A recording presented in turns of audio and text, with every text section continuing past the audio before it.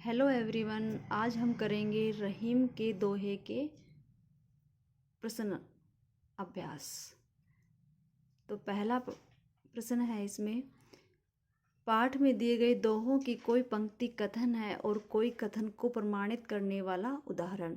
इन दोहों 9 प्रकार की पंक्तियों को पहचान कर अलग अलग लिखिए। कि जो पाठ में रहीम के दोहे आए थे उनमें से कोई तो कथन है और कोई कथन को प्रमाणित करने वाला उदाहरण। तो हमें उनमें से उदाहरण को और कथन को छांटना है। तो इसका आंसर, तो इस प्रश्न का उत्तर होगा, पहले उदाहरण वाले दोहे लिखेंगे। तरवर फल नहीं खात है, सरवर पियत न पान, कही रहीम पर काज हित, संपत्ति संचयी सुजान। इसमें उदाहरण दिया गया है वृक्ष और सरोवर का। तो ये उदाहरण वाले दोहे हैं। दूसरा है, थोते बादर क्वार के, जो रहीम गहरात, धनी पुरुष निर्धन भय, करे पाछली बात। इसमें भी उदाहरण दिया गया है थोते बादल क्वार के। क्वार के बादल कैसे हैं? जो धनी पुरुष अब निर्धन हो गए हैं उनकी तरह। तो तीसरा दोहा है, धरती की सी रीत, शीत घाम ओ में, जैसी परे सो सही रही, त्यों रहीम यह देह। कि यह भी उदाहरण दिया गया है कि हमारा शरीर जो है वो धरती की सहनशीलता के समान ही है। तो ये तीनों दोहे जो हैं उदाहरण वाले दोहे हैं। इसके बाद कथन वाले दोहे भी दिए हुए हैं, तो हमें कथन वाले दोहे भी लिखेंगे।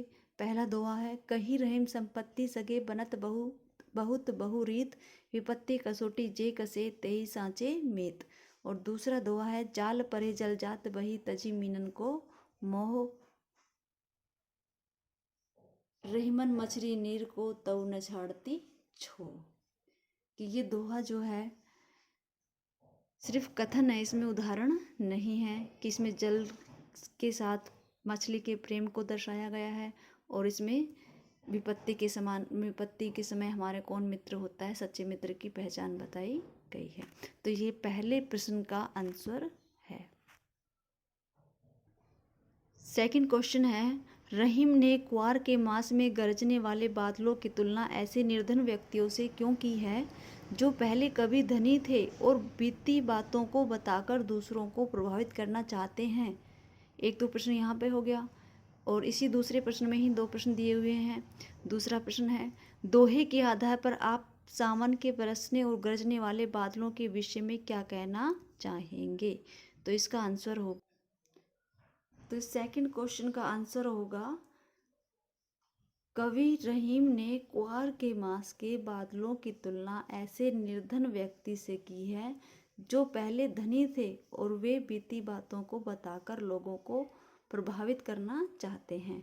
वे केवल बड़बड़ाते रहते हैं, जैसे क्वार के बादल गड़गड़ाहट के साथ केवल गरजते हैं और बरसते नहीं हैं। सावन के बादल गरजने के साथ बरसते भी हैं और लोगों को तृप्त करते हैं।